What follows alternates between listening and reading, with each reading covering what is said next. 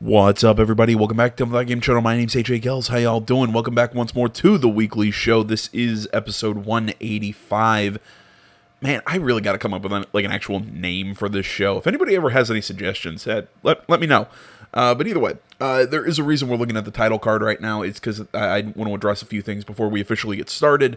As always, the usual disclaimer before the show. If you're new to the program, what we do, we sit here, we read news articles from throughout the week, covering just general things going on in the gaming industry, be it new video game announcements, be it news stuff. You know, we've got some console news for both Xbox and PlayStation. We got some stuff, obviously, surrounding E3 this year. We'll also be talking about what my plans for E3 this year is, because, you know, for the past couple of years, I've actually covered the show and the press conferences. I'm still not 100% sure what I'm going to be doing this year, but like I said, we'll get into that a little later. The only other real thing that I have to bring up is that down in the description are timestamps of when different topics are hit and links to the different articles / videos and everything that we cover. So all that's in the description. Now, actually on to a few announcements. Obviously, you can use the timestamps to skip around if you don't care about these announcements. I guess the first thing I should address is, yes, the show is a little late. I was kind of talking on Twitter yesterday. My voice was a little off because I at work, I had people who were literally blowing smoke in my face. Not other employees, but I had patrons who sit at the tables, smoke, and blow it right in my face. So I kind of woke up. My voice was scratchy. It hurt a little bit to talk throughout most of yesterday. Not much I could have done about it. I was waiting for it to get fixed. I decided, hey, you know what? Like around 7 o'clock, decided, hey, I'm going to take a nap and, do the show when I wake up. And I woke up at 4 or 5 in the morning. So that's when I'm recording this. So that's the first bit of news. That's why this is late. I apologize, quote, unquote. This, as always, I do this when I have the time to do it. There you go. On to, I guess, a more real channel announcement. Something concerning my schedule from this week. It is my birthday, this Thursday on the 20th.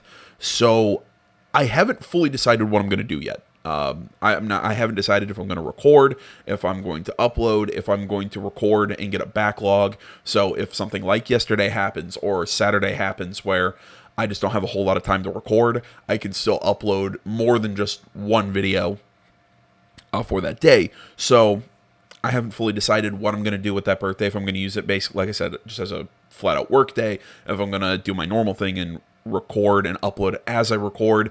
If I'm not going to record at all and just hang out with family and just play games on my own time just for fun. I don't know. Like I said, have not fully decided on that end. But I'm letting you know that whatever you see on Saturday on Thursday, don't be surprised. That's why it's a day I might take to do whatever I need to do personally. So that's what's going on there. And really the final thing I wanted to talk about, and this leads more into the actual news, so this will actually have its own timestamp in the description. I want to give a few thoughts because I've been seeing everybody. I'm seeing dreams pop up again on Twitter, and I've been seeing this. Oh, somebody's recreated Dead Space in dreams, and people have created this game in dreams, and people have now made an open world RPG in dreams, and all this stuff. And people keep fawning over this game. I still don't get it. I get it. It's a creation tool to make a game and everything. Granted, I saw the Dead Space remake, and while impressive, at the same time, if I want to play Dead Space, I'll just boot up my 360 and play Dead Space. Right? They're on Steam, aren't they? I haven't checked because, like I said, I already own the games on other platforms. But I don't get why I'd buy Dreams to play I don't want to say polygonal, but it's to play a recreation of Dead Space. I'd just rather just go play Dead Space. Basically, what I've said in the past about Dreams is I just don't get it. I don't see the fun here. I don't see the I just don't see why people are falling all over it, and I don't think it'll do well. I've been thinking the last couple days that I've been seeing it on Twitter, and I'm like, you know what? I could totally see where this would do well. It's never something that I'm going to enjoy or going to play, though. And that sounds like I'm sitting here going, "Oh, I don't like it." So I'm not. In a way, I am saying I don't like it, so I'm not going to play it. But I don't see anything wrong with people enjoying it and in it doing well. Excuse me. In the reason that I could see it doing well now is because I see it similar in a similar vein to how I see Minecraft. And I'm gonna be honest, I don't like Minecraft. I really don't. I know so many people do. They love the building, just building something from nothing aspect, and just I've never liked Minecraft. It's never been my thing. It's why I don't like the Dragon Quest builder games that have been getting a lot of love lately. It's just it's again, the best way I can put it, it's just not my thing. So you know what? I'm going to amend my previous prediction of Dreams from everything I've been seeing. I think whether it does well or not, we're going to have to wait and see. I can see a scenario where Dreams tanks. I can see a scenario in which Dreams is widely beloved. No matter what, though, do not come to me for Dreams content or to say great things about Dreams, because I just don't see it. I just don't get the love of it. Maybe it's because I don't have that creative spark in my brain that loves that kind of that creating things in these games. I know people who do. I know people who love them. It's just not my thing. So that's kind of my first formal and kind of final statement. Well, I guess not my first formal statement on Dreams, but that's kind of I'll say that's kind of my final, really true formal statement on it. I'm probably not going to talk about it much, unless it hits some just wild sales numbers. But yeah, that's just kind of my thoughts on everything I've been seeing. It's impressive if it does what it says it's going to do. If people absolutely love it, great. I'm happy for Dreams. I'm happy for the people who like it. It's just not for me. And I'll leave it there, and we'll actually get into the news. All right, on to our first bit of news. As the show title suggests, we're going to be talking about E3. Honestly, I think E3's been on a downward trajectory for a long time. Yes, I know that's not a new take. Everybody's been saying, excuse me, that E3's been going down for some time. But, I held out hope. I still liked E3. I loved it, the whole big trade show thing, the big press conferences and everything. But I think, for me, I think the true, I don't want to say downward trajectory, but I think that the true spiral started when Sony just kind of went, we're out. And I think that was the big moment. But apparently E3 has seen another big, as this article says, this is on Push Square, yet another blow to E3 as presenter Geoff Keighley skipped show for the first time in 25 years. It's so weird saying Jeff when I see that name. I keep trying to pronounce it Geoff Keighley. It's the way that's spelled. It gets me every time. So Geoff Keighley, excuse me, is skipping the show for the first time in 25 years. This is an article by Robert Ramsey. As I said, this is of Push Square. E3 is not the juggernaut event that it once was. That much is becoming abundantly clear. Sony skipped the convention last year, and it's doing so again in 2020. Really, it was only just last year that Sony skipped? I guess the year before was also kind of bland. For some reason, my brain was telling me Sony skipped 2 years ago. But no, I guess it was just last year. Jesus. Either way, I still stand by it. E3's been going down, and I think the Sony thing really hurt it, at least in my opinion. Let's see here. It's doing so again in 2020. But if there's anything that truly points towards the show's decline, it's the absence of Geoff Keighley. The man behind the Game Awards has participated in E3 for an impressive 25 years as press, producer, and presenter, but he won't be involved in E3 2020. Keighley, who has added significant coverage to E3 over the years with shows like E3 Coliseum, revealed that he'll be skipping this year's event through a statement on Twitter. Give me a second. I'll pull up the statement itself. All right, this coming to us by way of Twitter. For the past 25 years, I have attended every electronic entertainment expo. Covering hosting and sharing E3 has always been a highlight of my year, not to mention a defining part of my career. I've debated what to say about E3 2020. While I want to support the developers who will showcase their work, I also need to be open and honest with you, the fans, about precisely what to expect from me. I have made the difficult the difficult decision to decline to produce E3 Coliseum for the first time in 25 years. I will not be participating in E3. I look forward to supporting the industry in other ways and at other events in the future. And just so you guys know, I believe I was kind of scrolling through the comments to this Geoff Keighley tweet when I saw it for the first time.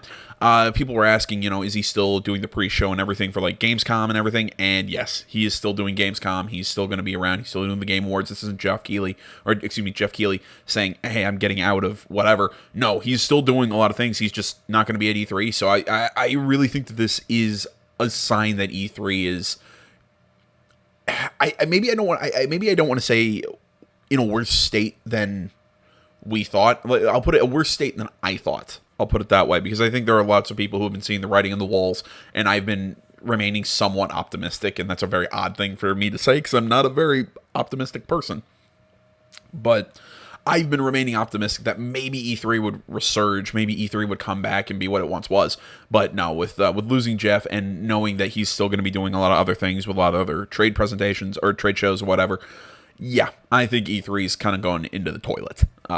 Although we do have another really interesting announcement about an E3 press conference, but we'll cover that article after this one. Excuse me. Sharing the details in an interview with Games Industry, Keighley notes, quote, given what has been publicly communicated about plans for E3 2020, I just don't feel comfortable participating in the show at this time. This certainly wasn't an easy decision to make, but I think it's the right one for me, and I wanted fans to know before tickets go on sale, end quote. Indeed, the plans that Keighley mentioned haven't gone down well here on the internet, touting things like celebrity appearances and putting an emphasis on popular streamers and influencers. E3 is expected to change its style rather dramatically in 2020, although many have viewed this as a more desperate bid to reach beyond E3's traditional hardcore audience. I think he put that exactly correctly. I think it's just, I'm trying to think. I've had articles that I've wanted to cover in the past, covering, some of the changes that are going to be happening to E3 this year. It's just they've kind of gotten bumped for other bits and pieces of news that like I said, they just didn't make the cut for the show. But yeah, I mean, E3 really looks like it sounds like it shouldn't be that hard. Just put on the press conferences, let fans in, let people play games, let people hang out and enjoy video games. It shouldn't be such a hard concept. But again, this idea of, really putting that focus on streamers and celebrities and all this stuff, not a good plan. And I mean, and I have nothing against these influencers. I really hate that word. These influencers and these streamers. And I've got nothing against them. But I think putting the focus on them instead of saying the gaming industry as a whole, or putting focus on gamers in general, that the streamers, the influencers, the celebrities, everything, we're all on the same level. We're all people who just love video games, and we want to, see these big reveals. And honestly, I loved the last couple Sony presentations. I think that was what they should have doubled down on. They should have tried to go back to what E3 was years ago instead of trying to change it. And just, I think they're shooting themselves in the foot. And I mean, we'll see what happens. But I'll get into what I was talking about earlier about I'm still wondering what I want to do with E3, but I'll get into that in a minute. The article, let's see here. And I quote, I absolutely think there's a way forward for the brand of E3. This is just my take, but I think E3 needs to be more digital, global, and inclusive in its approach to connecting gamers and celebrating the industry. It's not really about who buys a booth on the show floor. Anyone who participated in the Games Festival on Steam around the Game Awards probably has a pretty good sense of my vision for how we bring the world together around games. Keighley continues, also end quote. As the headline of this article suggests, this is yet another blow to an event that's struggling to stay relevant. It'll certainly be interesting to see how well E3 2020 is received when it takes place this summer. So this kind of leads me to what I wanted to bring up about E3. I mean, obviously, I don't have much to add other than what I've already said. That it looks like E3 is going down the tank, and it's part of it's kind of sad for me as a fan of E3, as a guy who's always looked forward to E3. But sadly, it looks like E3 is going down the hole, and I really don't think the people behind E3 are in the position to fix it, because I think their mindset is entirely wrong. Again, take this for what you will. As I always say, I'm just some punk in a room. Take what I say, take what I say with a grain of salt. whenever I'm making a prediction or an opinion or whatever, that's what it is. But what I really did want to talk about was how we're going to handle E3 this year, and I am going to kind of leave it up to you guys. Do you want to see the usual? Sorry, my voice is still a little off. Do you guys want to see the usual coverage that I've done the past couple of years? You know, anybody who's really seen that stuff, you know, where I sit, I literally play the press conference and I sit and have my commentary like a normal video, and we just sit and we watch and hang out and watch the press conferences.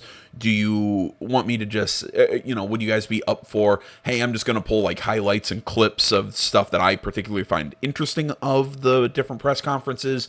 Would you rather, how would you guys like to see me cover E3 this year?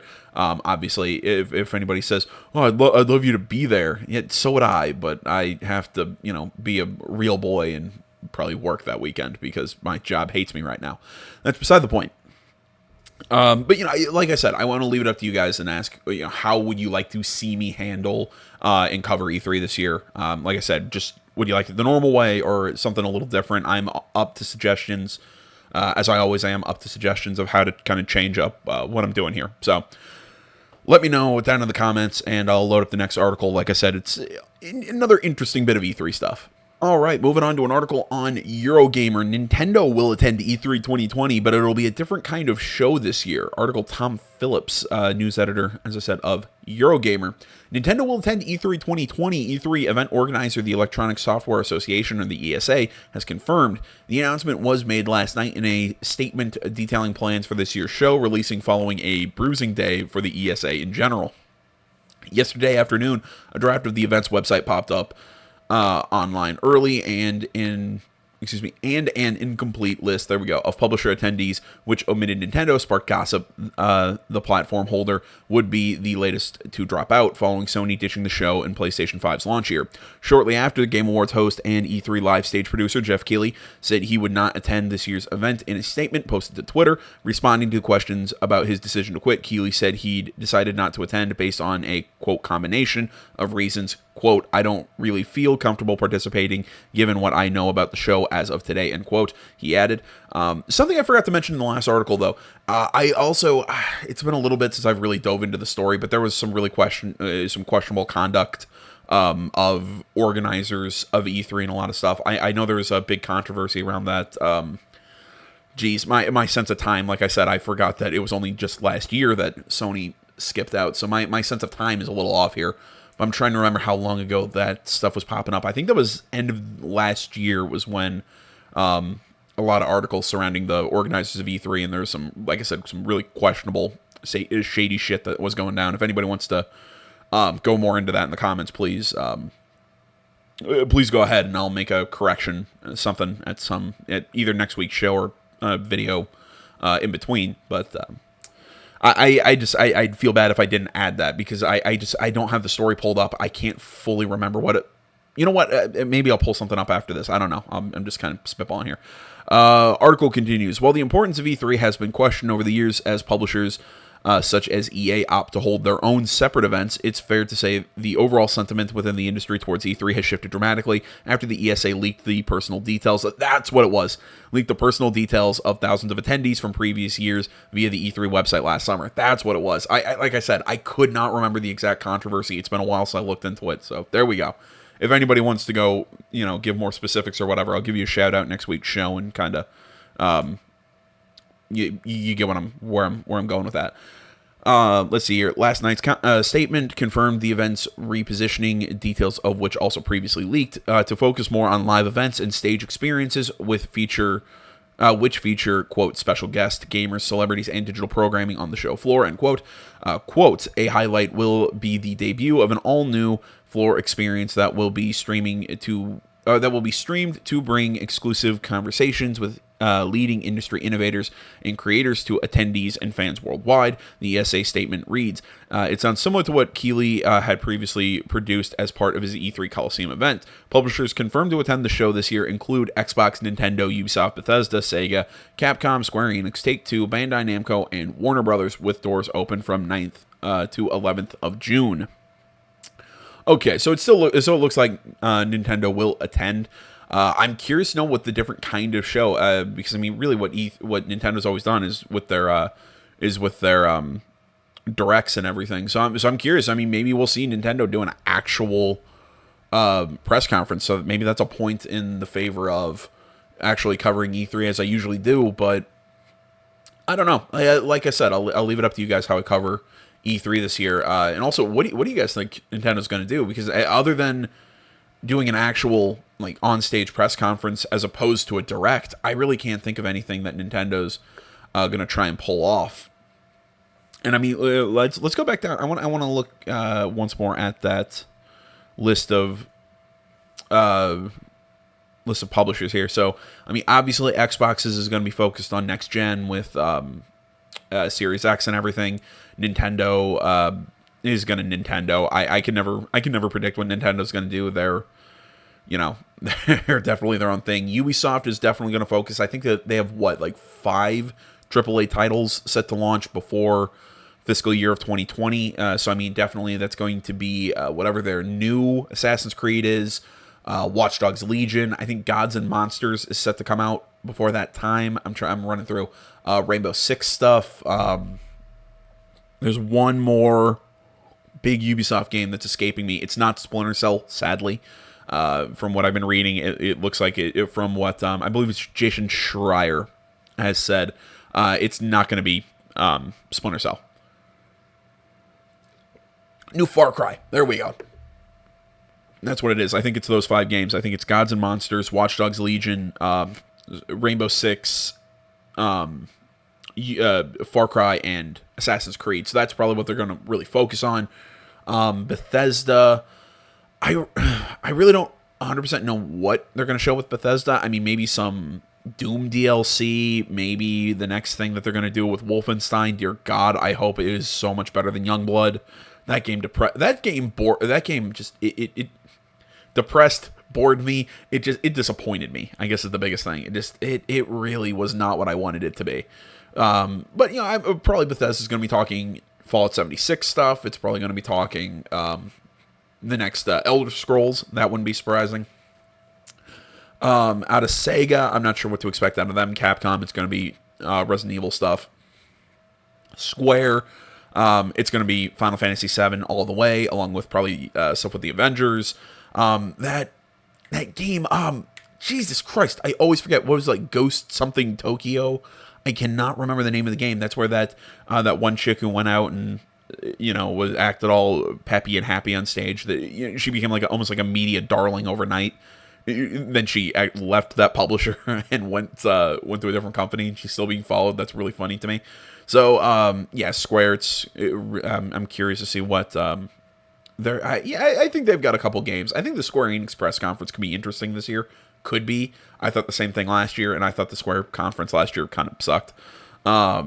Take-Two, obviously, I don't think they're going to do a conference, but I mean it's obviously going to be the new Grand Theft Auto that is supposedly in the works. I'm not sure what to see out of Bandai and Warner Brothers. Again, I'm not sure what to see, but I'm still always holding out hope for another Batman game, even though I don't.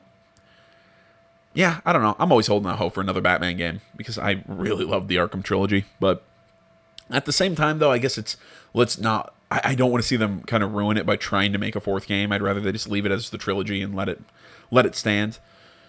But either way, I think I've pontificated enough. Let's move on to some console news.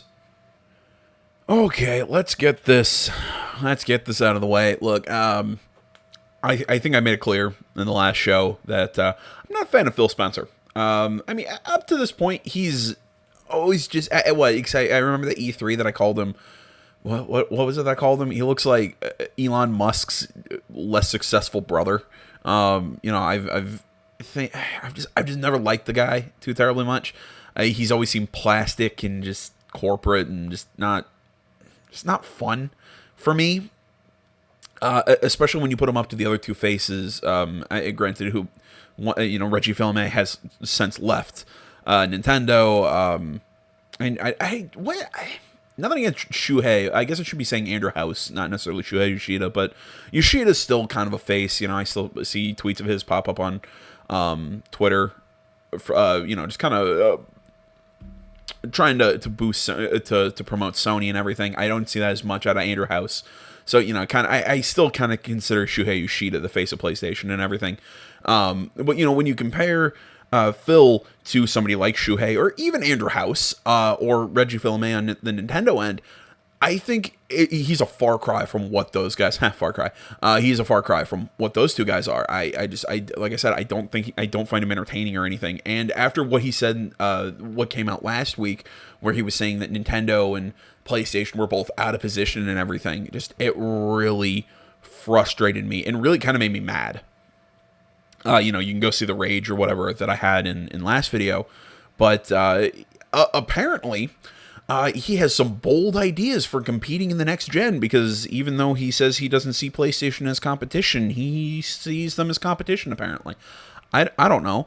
Let's take a look here. This is an article, Eddie Makuch, GameSpot. The article reads, part of the reason why Microsoft revealed the Xbox Series X in December during the Game Awards was because Xbox lost considerable ground to Sony in the current console generation, and the company wanted to start doing things differently to win back its market share. Its market position for next gen. Xbox boss Phil Spencer spoke about Microsoft's plans recently, saying he was originally hesitant about revealing the Xbox Series X so early. After all, it isn't set to release until later in 2020, around the same time as the PS5. However, thanks to a persistent marketing boss, Spencer came around to the idea. Looking ahead, Spencer said on the Gamertag radio podcast that you can expect Microsoft to launch bold strategies, bold in quotes, strategies to promote the Xbox Series X as it attempts to win back market share from PlayStation.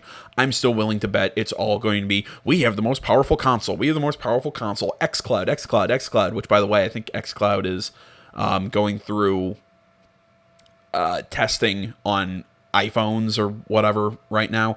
I have nothing to say about it other than I still think these same issues are going to persist in xCloud that feature in Stadia. I question the bandwidth out in the more rural parts of, and granted I'm speaking from an American perspective, the more rural parts of America. I question the efficacy of actually using, data plans on your cell phone to perfectly stream these games. I see these same exact issues with xCloud that I do with Stadia in a lot of that sense. I still think that xCloud will probably have a better game library than Stadia, but I still see the same structural issues in xCloud that I think Stadia will have. So that's still my stance on that streaming thing, but whatever, not super important. But I think that's what they're gonna do. They're gonna keep saying it's got this much more power. It's got this much. They're gonna do what. And this is something I said last week about Phil Spencer. They're gonna focus on the technical end, and I don't think that's the way to win gamers. I really don't, because I think a lot of gamers are kind of like me, where you can go talk about the teraflops and this processor and that processor, and there is a group of gamers and people who really do know that stuff, but a lot of people like me don't. I'm going to be entirely honest. I've never been a PC guy. You could say this processor, and this processor, and all this stuff, and it sounds cool. I'd like to learn about that stuff. I've said I'd love to learn how to build my own PC and everything. But the thing is, at the moment, I don't know about this stuff. I don't know. The only way I can look at it is, what games are we going to play and all that stuff, because I look at it more from the games aspect, and I don't see Series X compete, and I've said this a million times, I don't see Series X competing against PS5 in the games, because again, I'm running down the list of even established franchises that we know are going to come back on the PS5. Again, Horizon Zero Dawn, Spider-Man, God of War. I still think that we could see, there's talks that maybe Sly Cooper will come back. I think Jak and Daxter can come back. I think Infamous has still got legs in it. I think the Uncharted franchise is going to come back at some point in time. I know I'm talking a lot of Naughty Dog right now, but I really do believe that Sony's got a lot of stuff. When they purchased Insomniac, we could see Resistance come back. We could see Ratchet and Clank really make a resurgence, because there's even talks of maybe we'll see a Ratchet and Clank game come back as a launch title for PS5. I think PlayStation has so many already established franchises Mix that with, I think they have the developers to make new shit. I mean, look what Sony Bend did with Days Gone. I mean, that was a studio who'd never really made a game like Days Gone, and they knocked it out of the goddamn park with that game. I know that game, so many people are just kind of iffy about it. It was one that I think had a lot of press leading up to it. It came out and then just went away, and people kind of forgot about it. But Days Gone was great. I loved it. Yeah, was it a wholly original idea? No, but I didn't need it to be. I think I loved it for what it was. I had a lot of fun with it. I think again. I'm sorry. I'm trying to stay on one topic here. PlayStation, I think, has the studios and already has the games, already has the franchises to really just keep the pedal to the floor from what they did this generation. Xbox, I still think, has to prove itself, because because they were so far. Spencer mentions it here. They got pantsed by PlayStation. They are so out of position to use his term, so out of position when it comes to the games. Because again, what do they have? We're gonna have the new Halo is going to be a launch title. It mentions it a little later in this article. I still don't think Halo is what it used to be. I don't think it has that market name that it used to. It's just like Gears of War, just like a lot of the other big Xbox games that were part of the big dude bro shooters in the mid 2000s and the 2010s. They aren't what they used to be, sadly. Hell, I'd argue that the last Gears of War game that came out was the worst Gears of War game of all time. I will stand by. I will argue that, because it maybe not from a gameplay perspective. They did some cool things, but the story of that game just completely. It dropped the ball from what Force set up. No. I'd actually put Gears of War Judgment ahead of it, which actually we'll talk a little bit. I don't know, because I might reference this again a little later, because we actually have an article that references the studio that made Gears of War Judgment. But either way, I don't think their established franchises have much legs nowadays. Mix that with what they got. They got Hellblade Senua's Hellblade 2, I think, is the one title that I have a lot of hope for coming out of Xbox. But we always see them picking up all of these studios, studio after studio after studio, and I keep looking. I'm like, what have they done, and what are they doing? Because we don't know. We're seeing, here's a small indie title, which are fine on their own. But the thing is, it's what I keep saying. I don't see them showing us stuff that is going to move units. I have been saying this for the longest time. Then you take into consideration that they might have to. Given the next article we're going to read, I question if they're going to be over the price of the PlayStation. I'm pretty sure both Xbox and PlayStation are going to come in at the same price, and I think it's going to be $500 to $600. I think that's going to be the price of the next gen units. That's probably what it'll be. Granted, the next thing we're going to look into is a rumor, but whatever. That's my guess. I don't think there have been some Xbox people who have been saying, "Oh, wouldn't it be great if Xbox comes out and undercuts Sony on cost?" I don't think it'll happen. I really, really don't think it'll happen. And hell, if it does, good on them. They're making a good move, but I don't think it'll happen. That's just my take. But sorry, I've kind of pontificated. I like that word, pontificate. Let's get back into the article here. Excuse me. Quote, "We made the decision. The decision was actually really pushed forward by one of our marketing leads, and she's awesome. And she just stood up in a room and she said, we should go do something bold, something we've never done before," Spencer said about the Xbox Series X reveal. Quote, "Let's face it, we're not in the market position we wanted to be in this last generation. I don't think we're going to get to disrupt and grow our business just doing what we've always done. Let's go try to do new things," he added. "And when she first brought the idea to me, honestly, I wasn't the biggest fan. I was like, well, there's going to be a lot of other games there." Spencer, end quote. Spencer said he has been impressed by the Game Awards creator Geoff Keighley's strategy and vision that has spawned a can't-miss event that draws millions of viewers each year. As such, Spencer came around to the idea of announcing Xbox Series X during someone else's event. Historically, Microsoft has announced new consoles during its own news briefing so it can control the messaging more directly. I mean, really, we had a soft announcement at E3 last year about what, because it was still Project Scarlet at the time, but we got a better look at the specs and what they're going to be trying to do with the next Xbox, and then they made the full announcement at the Game Awards. I think that was whoever that marketing lead was. I think that was the smartest thing you could have done, was announce it at the Game Awards, I'm still looking at PlayStation wondering what you're doing, because I still think I don't want to say we're past the time to make an announcement, but I think it's about time to put up or shut up. Like, I know this seems like a quick turn. I've been defending PlayStation this entire time. I mean, I do think it's important that they get it right, but I think at the same time, I think the clock is ticking. I do think that they need to come out and reveal what their plans are. Maybe they're still trying to get this pricing down, because I think that might be an issue. Again, we'll get into that in a second. It could be a pricing thing, is why we still haven't seen them come out and make the full announcement of the PlayStation 5. But I like I said, I do think that this marketing director, I think, good head on her shoulders, and I think that was a great plan to announce that at the Game Awards. So I will give them a point on that I think that announcing at the Game Awards was a great plan. Now, do I think that that's a bold, daring strategy? No, I think that's a very obvious thing to do. I mean, like I said, it's a good plan, and I can't believe Spencer thought, oh, it's probably not a great idea. Really? I thought, whatever. It's, again, like I said, it's a good idea, if not a little obvious, but still a good idea.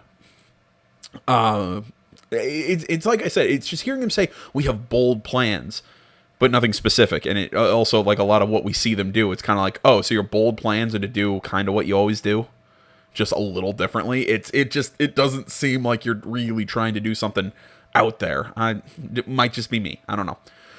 Let's see here. Spencer said he's been... Okay, I already read that. Microsoft has announced, control messaging more directly. Okay, here's where we were. In addition to the Series X, Microsoft announced Hellblade 2 during the Game Awards. The trailers for the game and the console played well, Spencer said. Now that he's had some time to look back and reflect, Spencer said he's happy with how things played out, but it wasn't always a sure thing. Quote, it was cool to do, he said, and the response has been great, but to be completely honest with you, I could be sitting here today and it could have been a disaster, end quote. How? You were making an announcement, and you also announced a sequel to a game that's widely beloved. I mean, I don't want to say Hellblade is a cult hit. It's one that I don't hear a lot of people talk about a lot now, but I really loved Hellblade. I'm personally hoping that Ninja Theory... can really try and keep the price point of the game down, try and keep it down near the $40, $30 mark, kind of like, because I think that was a big selling point for the first Hellblade, because to me, that was actually what got me to pick up the game, because I mean, I've been hearing people say, oh, hey, it's pretty cool, and thought, oh, okay, you know what, I'll give it a shot, especially when I said, oh, it's only like $30, oh, hell yeah, I'll definitely give this a shot. I think that was a smart plan, especially with what Ninja Theory... I love Ninja Theory's approach to that. They said that they were trying to do AAA on a budget. Or they were trying to do AAA for a AA for indie price. I loved that thought, because, I mean, the game looked great. It was voice acted wonderfully. The writing was great. The story... I think the ending is still up for kind of interpretation, and I did like that. So I'm still hoping that they have some control over this, and that they try and keep that same approach to Hellblade 2. And I'm not trying to say, oh, I hope they don't. You know, I can understand where it would be. People would say, oh, they should charge $60 for this time and really get money or whatever. But I do think that $30 strategy was a great idea for the first game, because it did help, I think, draw people in like me who had been hearing good things, but maybe didn't want to spend a full $60 on an untested, for a project that's not part of a franchise, that's not from a major developer, that whatever. And maybe, I don't know, maybe you could say that they should do $60 because they're more accomplished now, but no, again, it's like I said, I think I still kind of hold out hope that they still drop that $30, $40 and try and keep that idea of we're going to try and do AAA for lower prices to bring more people in. Like I said, I think it's a cool marketing idea. But yeah, on to what I was actually talking about. Sorry. Obviously, announcing at the Game Awards was not going to go poorly. I mean, look, is there questions of how good an idea it would be? But I don't get how it would have been a disaster unless people would stood up and started throwing tomatoes at the screen. That's the only way that I could see it actually being bad, but whatever. Looking ahead to the Series X, Microsoft is no doubt planning numerous campaigns to promote the console ahead of its release this holiday. Spencer didn't share any specifics, but he teased that Microsoft is aiming to, quote, think about things in a different way, end quote, with regards to its marketing and promoting of the console. Quote, I like trying something bold. I'm really happy with the way it played out and the response from the fans, he said on the Series X reveal during the Game Awards. But every decision we make between now and launch, we're trying to think about things in a different way. Some of them we'll get right, some of them we won't, but we're definitely not going to be meek. We're going to be bold in what we're trying to go do, end quote. Microsoft has yet to share many of the key specifics around the Xbox Series X, like its release date, price, and launch title lineup. Halo Infinite is a launch title, but it remains to be seen what other new games may be available on day one. As announced previously, the Xbox Series X will play Xbox One games as well as Xbox 360 and original Xbox games. Spencer recently spoke about how tons of backwards compatibility games are always playable on Xbox Series X. The Series X may just be one of Microsoft's next-generation consoles. Series X is the model name of the next-generation console platform, which is known simply called Xbox. Come on, people, edit. Microsoft will return to E3 in 2020 in June, and both the Xbox Series X and Halo Infinite are projected to feature the event in a big way. Sony, which has its own next-generation console coming this year with the PS5, won't attend E3 2020. No, but they're going to do a PlayStation Direct, or not PlayStation Direct, PlayStation State of Play. There we go. I'm waiting for it and whatever. But no, I made my opinions on Halo Infinite, and I've talked a lot about things. I think this whole idea of having this like multiple consoles in one generation, I think that's a really weird idea. Maybe it'll work, but I don't think it will. I think it's just going to confuse people, just like what you tried to do with the Kinect and selling you make the Kinect, and then, oh no, now we're selling it separate of the Kinect, and now we're selling the Kinect separately, and now we're doing this. It just got weird. And I think, there's something that you see, because I love shows like Bar Rescue and all this stuff that, yeah, I know, I like, like Kitchen Nightmares, like, I love those, like, rescue a restaurant shows and everything, but I love listening to them talk about stuff with, like, the menus and everything, and before anybody tunes out going, hey, Jay, what the hell are you talking about this, I'm gonna try and bring this back around, that two options actually hurt that actually kind of hurt you. Because apparently somebody will only look at a menu so long before they say, fuck it, I'm only going to order this and be done. But if you have a shorter menu with fewer options, people are more likely to order more. It's something like menu fatigue or something. Kind of bringing that same psychology over to this, having more options with all of these models and models of Xbox and everything in the same console generation could confuse people. It could, I mean, I don't want to say confuse people like people are stupid, but it could make people just kind of tired and go, I just don't know, I'll just buy the cheapest one and be done with it, as opposed to just buying the next generation console instead of just making it an easy decision. That's what I'm talking about. Not saying people are dumb, but people a lot of times when given a lot of options get tired having to do the whole cost benefit analysis, everything in their head. So and again, I'm spitballing an idea. I don't know. Again, only time will tell what exactly will happen here, but I don't think this whole multiple console in one generation is a good idea. I mean, granted, as always, you have the mid-generation unit, kind of like the PS4 Pro and the Xbox One X and everything.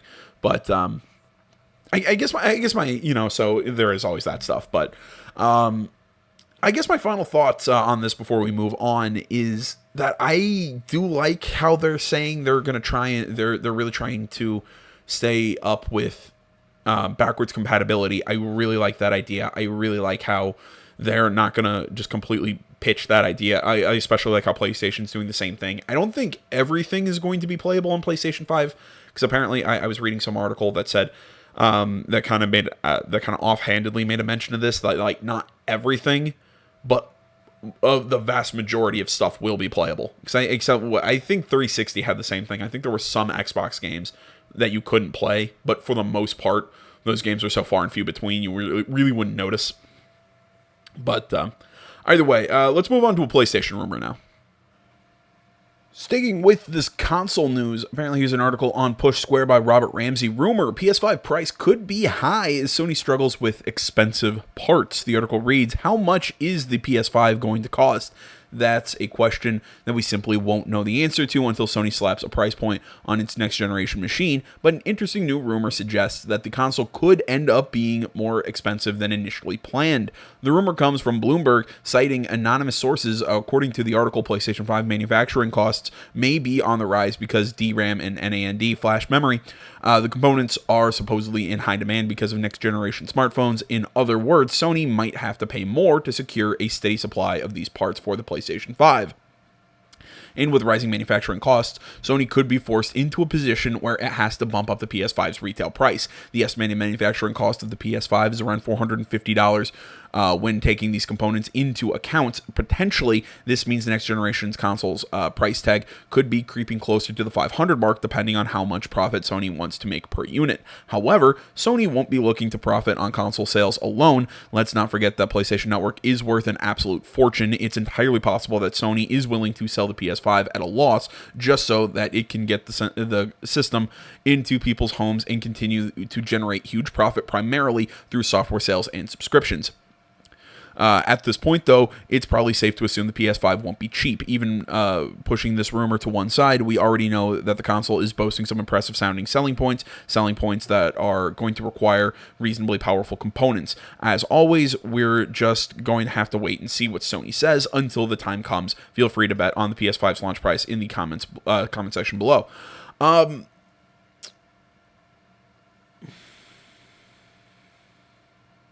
My guess would be $500. I've said it's probably going to be at $500. I've had a weird kind of like just a vibe, a feeling. I don't know how to describe it. Let's say a premonition that it's going to be $400. But if this is true, also, I love this design for the PS5. I really hope that's actually what it ends up being. It looks so slick. No, I have a feeling it's going to be 500. That's probably what it's going to be. Ramsey brings up an interesting point, saying that Sony might be willing to sell it at a loss. I won't necessarily say sell it at a loss, but probably at cost for manufacturing and shipping and everything. I'm willing to bet that they're willing to sell it at cost because it's like he said, the PlayStation Network and everything is already so well done. I think so many people are looking forward to it. I think Sony is going to do everything they can to keep that price down, and if they can, undercut Xbox by about $50 at least. I think that is what and again, I'm trying to get into the minds of the people at PlayStation. I don't know what the struggle is. I've also been reading some articles that apparently Sony's really trying to do some cool things with the cooling units for the PS5 as well. So again, this is all speculation. This is all rumor at this point in time. So kind of unlike the Xbox thing, I don't really have a lot to really dive into and kind of give you my opinion on, but I've said in the past, I think that the PS5 is going to come in at around $400. Just it's a feeling I've been, but most likely it's going to be $500. And hearing this, if this rumor is true and Sony is having issues procuring parts, I'd say $500 is probably the most likely price point that we're going to see for the PS5. Again, this is all speculation until Sony comes out and actually says something. But like I said, if this is true, $500 is probably what we're looking at. And I think Ramsey is correct that I think Sony would be willing to, like I said, I question selling at a loss. I think selling at cost would probably be a more likely scenario. I think that they'd be much more likely to do that than to to try and make a whole lot of profit on the console alone and jack the price up. Because I think Sony's smarter than that. I think their marketing team is way smarter than that. So I don't know. Again, this is all speculation until we do this, but seeing that we talked a little bit about Xbox Next Gen, I thought we should talk some Sony Next Gen as well. So that's really all I've got here. Let's move on. So moving on to an article on IGN, Burnout Studio returns to take Need for Speed series into the next generation. Article, Chris Priestman of, as I said, IGN. EA has announced that lead development of the Need for Speed games is moving back to UK studio Criterion. EA told GI Biz the reason for this is because it struggled to find the right talent for the series in Gothenburg, where current Need for Speed developer Ghost Games is situated. Criterion is based in Guildford, one of the UK's hotspots for game developers, so EA is hoping to have more luck there. Honestly, I don't think it's a bad decision to move move Need for Speed away from Ghost Games. Nothing against Ghost. I mean, I think they did when they returned with just that Need for Speed game with their first one. I heard that one was okay. Personally, I really liked Need for Speed Payback. I really liked it. I thought the upgrade system for the cars was the biggest flaw in the game. But I liked the story. I thought it was a very traditional Need for Speed experience. I loved it. And then they did this last one, and I'm very disappointed with what they did with Need for Speed Heat. I think the game could have been so much better. Again, having the two currency models it could have been done well. It just wasn't in the game. The story was just bad. The characters kind of sucked. There were a few characters that I really liked, but sadly, those characters were only in like half the game. It was. I thought it was a huge step back from what they did with Payback. So it's. I think this is a cool move, moving it back to Criterion, especially because they've already made two Need for Speed games, and Burnouts. But honestly, looking at the Need for Speed games they made, I'm not super hopeful, and I'll get to this in a minute. Quote, with a strong history and passion for racing games and vision for what we can create, the Criterion team is going to take Need for Speed to the next generation, end quote, EA said. Criterion is known for the Burnout games and for making 2010's Need for Speed Hot Pursuit and 2012's Need for Speed Most Wanted. However, Criterion was downsized in 2013, and the development of the Need for Speed games was moved to the Swedish studio Ghost Games. See, what I was saying is, yes, Criterion does have a long history with racing games, but honestly, I didn't think Hot Pursuit was that great, and Need for Speed Most Wanted was a far cry from the 2005 Need for Speed Most Wanted, which, by the way, I heavily suggest you go check out Need for Speed Most Wanted from 2005 on the PS2. I think it was also on the 360. Might be. It was that one and Carbon I thought were the two greatest Need for Speed games, in my opinion. I'm hoping that they can kind of bring that back, that they can find a way to fuse this. You don't even need a super comprehensive story in a Need for Speed game. I think Heat tried to do too much. I thought Payback did just enough. I thought Payback did it right.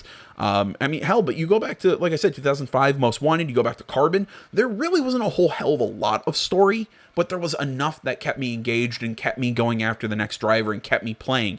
Need for Speed Most Wanted and Hot Pursuit, to me, kind of felt like what Forza was doing with Horizon, and I think Horizon did it better. I just don't think I think that modeling after some of those mid-2000 Need for Speed games would probably be the best decision. Granted, again, this is saying for my own personal tastes. I don't know about you guys out there. If you disagree with me, you disagree with me. That's always that's the fun thing about this industry. We can agree, we can agree to disagree, or we can discuss this shit. But no, I don't know. I find it interesting that they're moving developer. I think this is a good decision to move to a studio that's got probably more talent and more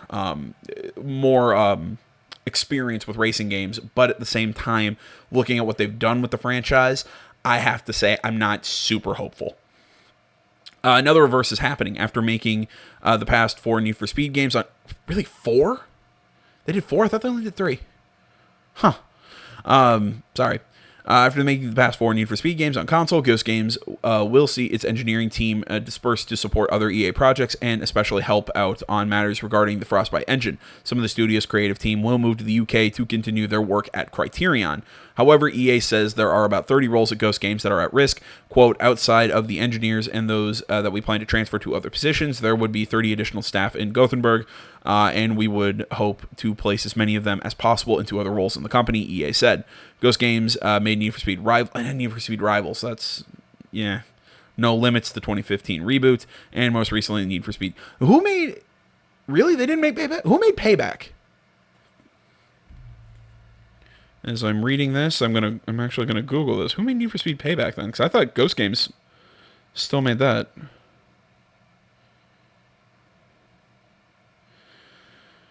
Need for Speed Payback, Electronic Arts. No, Payback was made by. Oh, it was made by Ghost. I don't know what I was. For some reason, it's not mentioned here. The 2015 reboot, most recently. Yeah, it's not mentioned there. That's weird because they made. Again, I just Googled it. It says developed by Ghost Games. whatever, which got an 8 in our review. I don't get why you'd give that game an 8. Maybe it's because they were also taking into consideration the multiplayer stuff. I'd give that game a 6 at best. Meanwhile, Criterion has been providing support for EA games, including Battlefront 2 and Battlefield 5. No, I pretty much made my thoughts pretty clear on this. I don't know. I hold out hope. I think that's a good move. It's just, as I said, I question. It's looking at the couple Need for Speed games they made. I don't think it's going to be for me. I'll put it that way. So, all right, let's move on. I think I got one other new game article, or one other new game announcement article thing. Okay, on GameSpot, Stephen T. Wright writes the article, Square Enix's Outriders coming to PS5, Xbox Series X. Watch the reveal trailer. Honestly, I wasn't going to cover this announcement. I was actually thinking, because I was looking at this, thinking, because knowing those first couple articles as I did, well, I was going to I keep trying to use that word again. I was going to talk a lot about. But so I was thinking maybe to save some time, I'd cut this article. But then I saw... I read a little closely, and I saw that People Can Fly had a connection with this, and I am always interested in what People Can Fly can do, especially after Bulletstorm, a game that I want to play. The what was it? It was Bulletstorm Reloaded or Bulletstorm. What they remade it for the next gen or for the current gen consoles. I really wanted to play it. I've just never had the time to. Bulletstorm was a ridiculously fun, frenetic, as they put it, fast, frantic shooter. It kind of had some arcade elements. It was really fun. It reminded me a lot of like Doom and whatnot. I loved Bulletstorm. I really want to play it on the channel. So pretty much anytime I hear People Can Fly is involved in a game, I'm super on board. So I wanted to cover this. So let's take a look here. Square Enix has, the article reads, Square Enix has put out a reveal trailer for Outriders, an upcoming sci-fi looter shooter coming holiday 2020, developed by People Can Fly, a Polish game studio noted for their work on fast, frantic shooters like Bulletstorm and Painkiller. The game follows a ragtag group of outsiders that wield big guns and strange powers in a bid to save humanity. Quote, it's incredibly exciting to finally reveal what we've been working on for the last 4 years, said Bartek Kmita, game director of People Can Fly. Outriders is our first game since leaving Epic Games and has grown from an idea of the game we always wanted to make to the most ambitious project People Can Fly has ever undertaken. End quote. Outriders is one of the first games to be confirmed for the next-gen consoles of PS5 and Xbox Series X, though both still lack a definite release date, though Outriders' stated window of holiday 2020 indicates that it might be a launch title. However, we don't know for sure if the next-gen versions of Outriders will be released during that window. We'll know a lot more about Outriders after its gameplay reveal live stream on Thursday at 12 p.m. Pacific time. Judging by this trailer, the game shows a lot of influence from popular shooter franchises of today and yesteryear, especially Gears of War and Destiny. People Can Fly hasn't released a solo commercial title since 2013's Gears of War Judgment. That game has a special place in my heart. I can see where some people weren't massive fans of it, but I did like Judgment. But they did co-develop the lesser-known Save the World portion of Fortnite with Epic Games. There are a lot of games like this on the market today, but they have quite a pedigree with shooters, so this is one project that might be worth following. See, I agree with that. I mean, when I hear loot shooter, I'm like, oh god, it's going to be a Borderlands clone. But at the same time, knowing what they can do, knowing what they can especially do with shooters, I have faith in People Can Fly. So let's take a look at the trailer.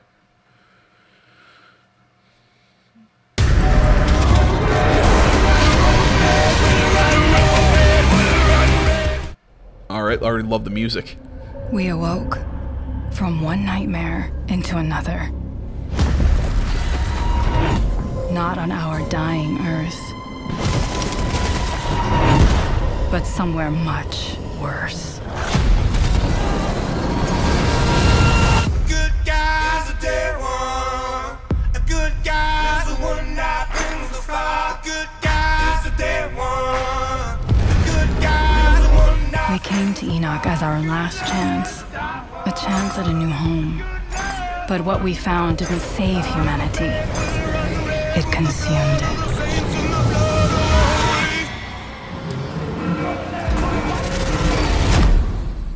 We awoke changed. The anomaly unleashed within us, burning with power. Impossible power.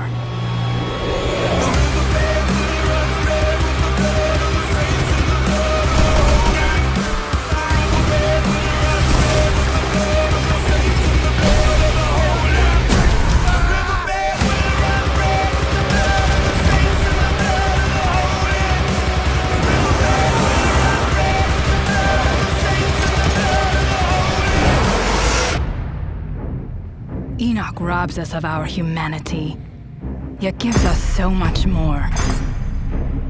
Each step taking us further from what we were, and closer to what we must become.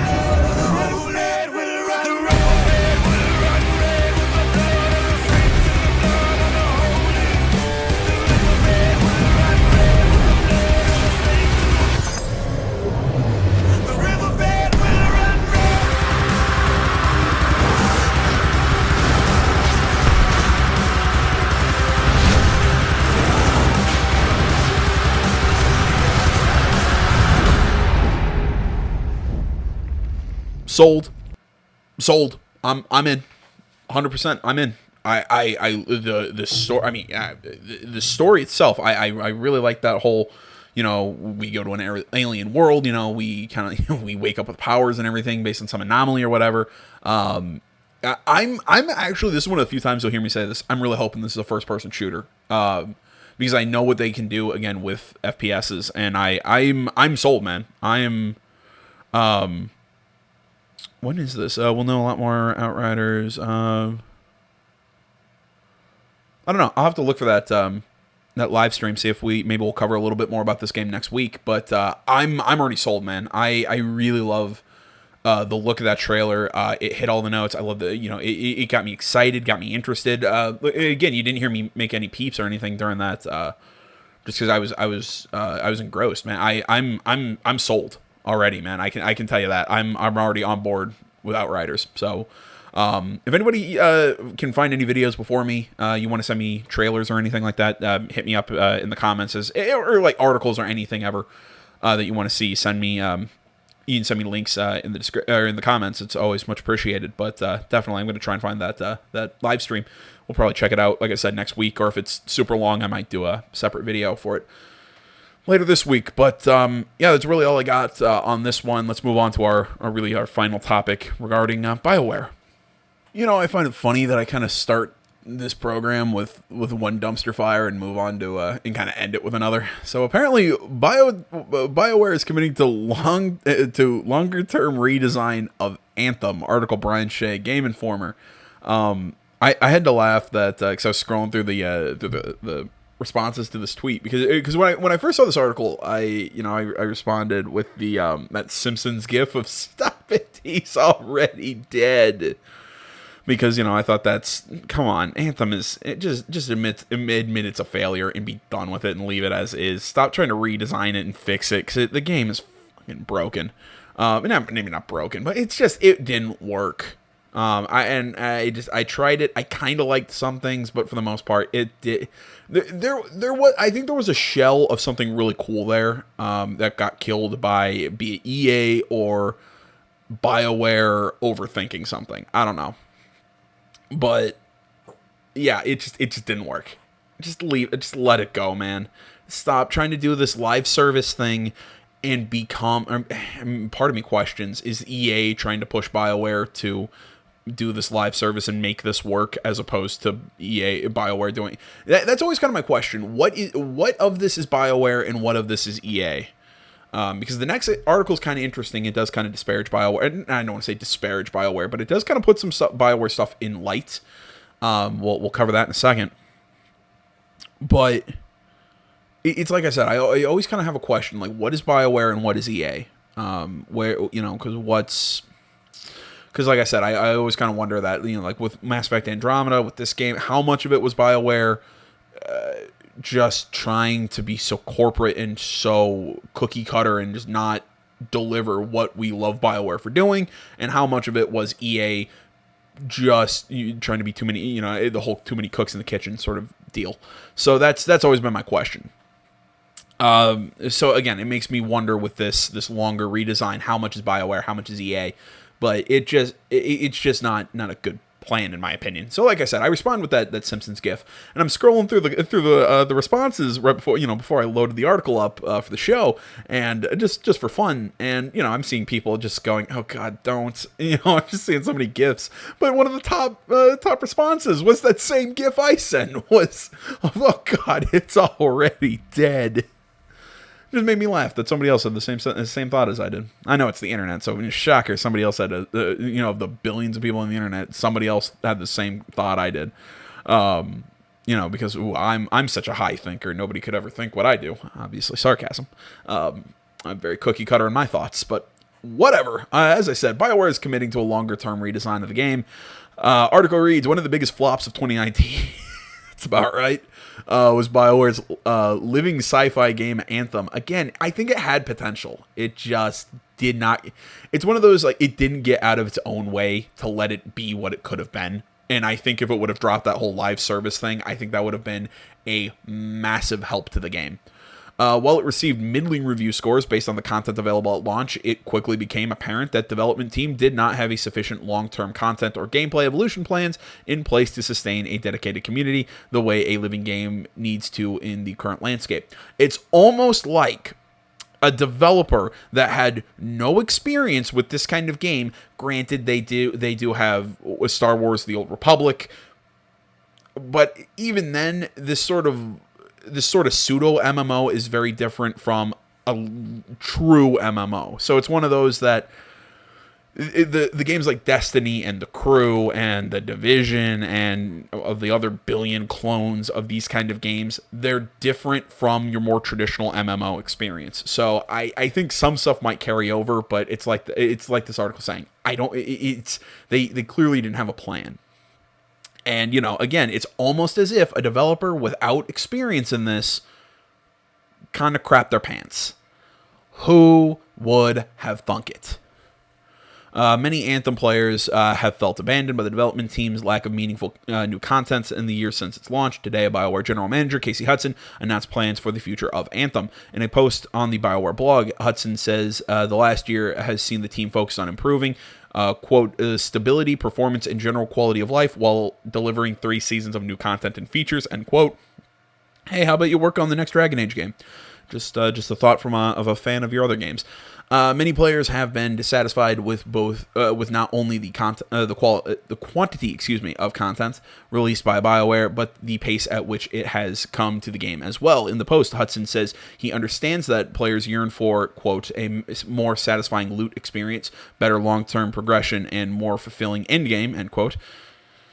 Or make a new Dragon Age game. That's all I'm going to keep saying.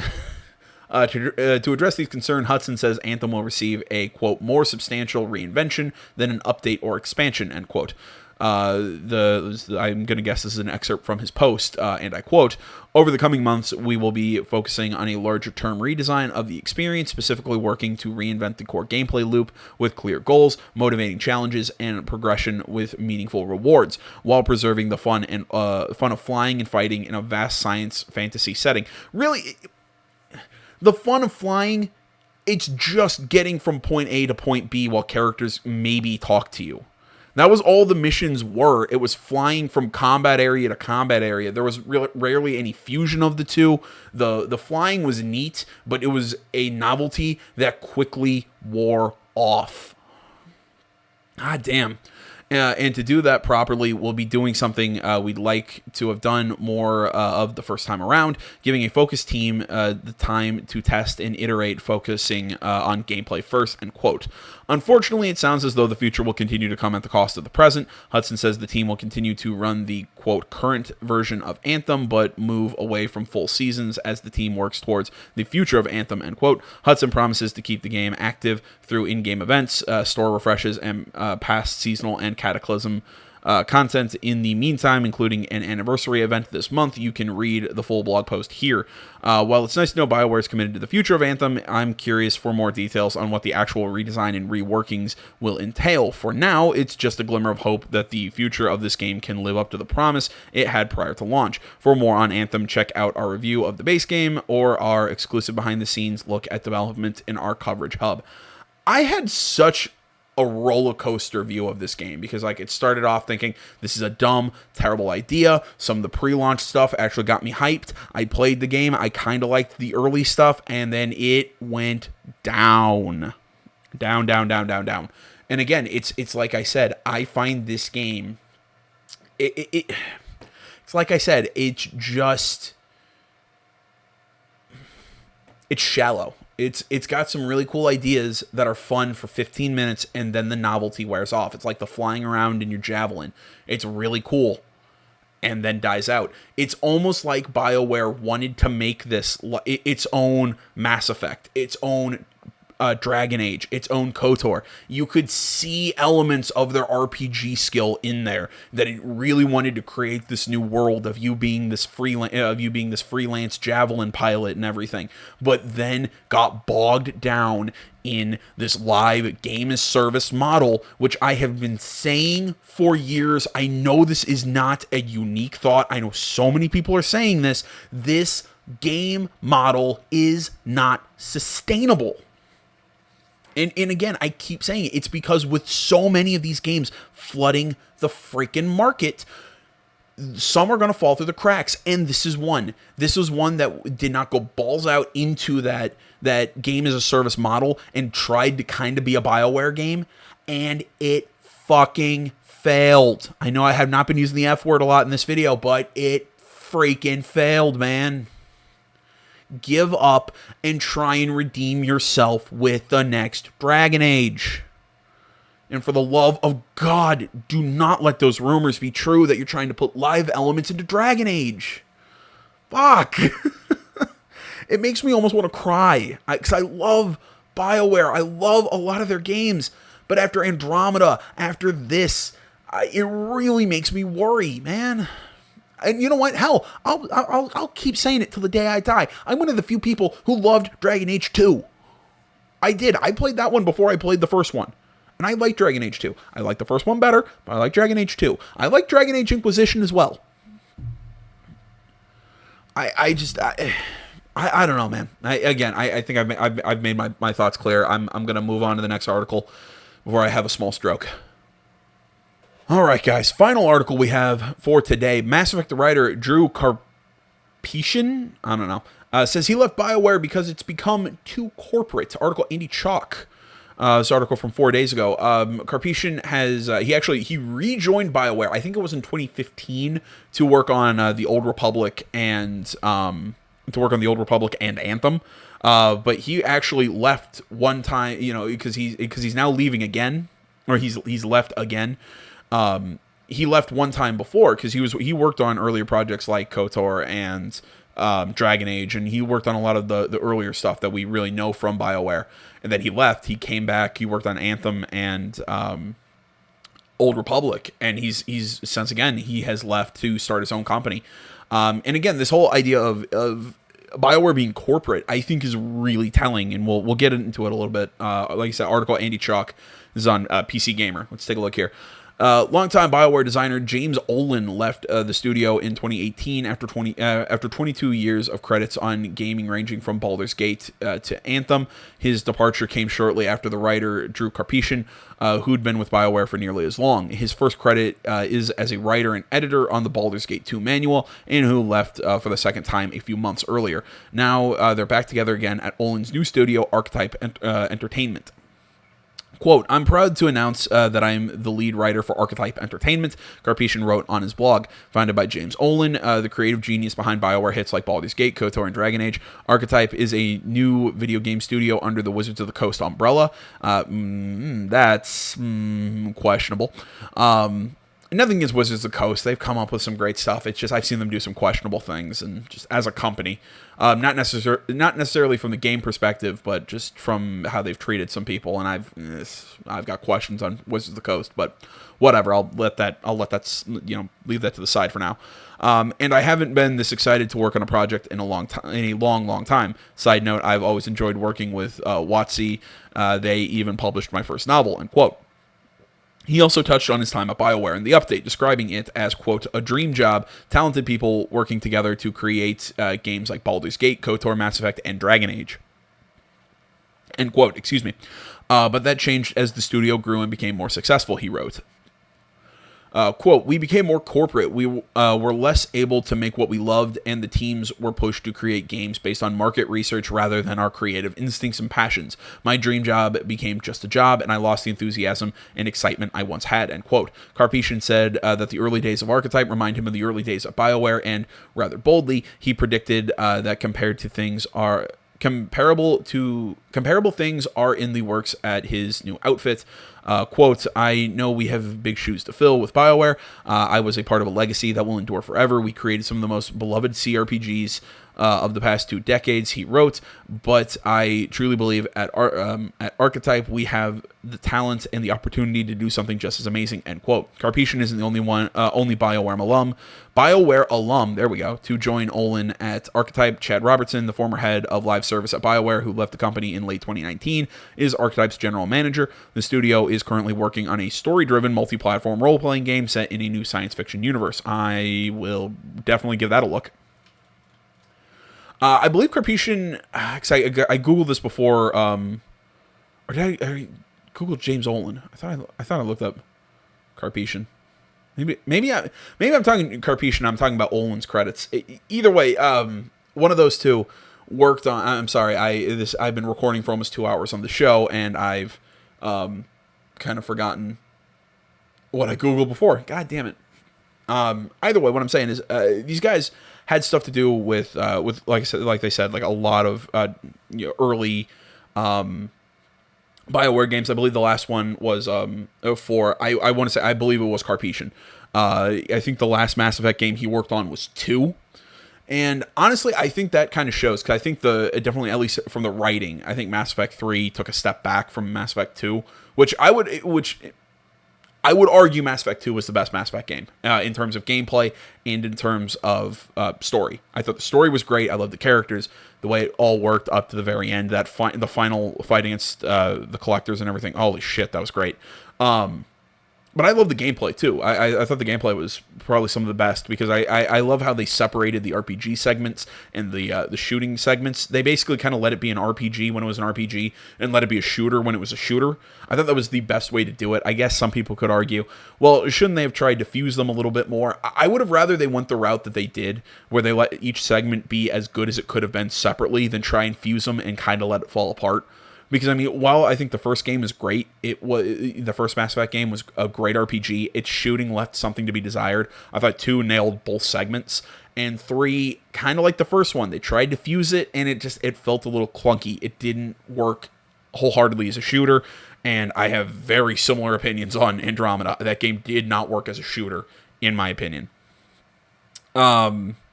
But no, I wish them both, all these guys, extreme luck at Archetype. But at the end of the day, I think it's kind of like what I was talking about in the last article. I think you could really see a lot of the heart and soul of the BioWare team kind of die out in these last couple these last couple releases that we've really seen from them. And that's sad. Because I really like to see them go back to what they used to that heart and that love of games that we used to see out of them. Again, I would love to see KOTOR come back. I would love to see them do another Mass Effect game and really deliver on it. I would love to see a Mass Effect prequel, personally, set during the contact wars between the humans and the Turians. I think that could be interesting. Yeah, that's always my pitch for a new Mass Effect game. I'm super curious about the new Dragon Age. I haven't given up on BioWare, but man, hearing people like this kind of say what I think we already kind of knew I think it's telling, and seeing what they're doing with Anthem is telling, and it's sad to see this company go this route. I really hope they aren't going. I really hope they can right the ship. I say the same thing about Ubisoft. I really hope that they can kind of get back to what we know and love them for, excuse me, and go more in that direction than this sort of new live service EA model that they're kind of already heading down the path of. But that's the end of my shtick, end of my musings, guys. I hope you enjoyed the show this week. I'm not sure how long it's going to be after I edit out all the times I kind of stood up just to take a breather. It gets hot in my room, so. Yeah, that's all I got for you guys this week. I hope you enjoyed the show. Again, sorry it was a little late. It just kind of, like I said, it just kind of happens sometimes. I'm sorry, not much I can do about it. Like, comment, you're not already. Please subscribe to the channel. Stay tuned for more next time. All the social media links, as well as links to every article and timestamps, are all down in the description. I already said like, comment, subscribe, and with that, I'll leave you guys this week. Thanks for watching. Come back next week, and we'll have more news and more incoherent ramblings from myself. So thanks for watching, and until next time, my name's AJ Gels. This is Something Game Channel. I'm out.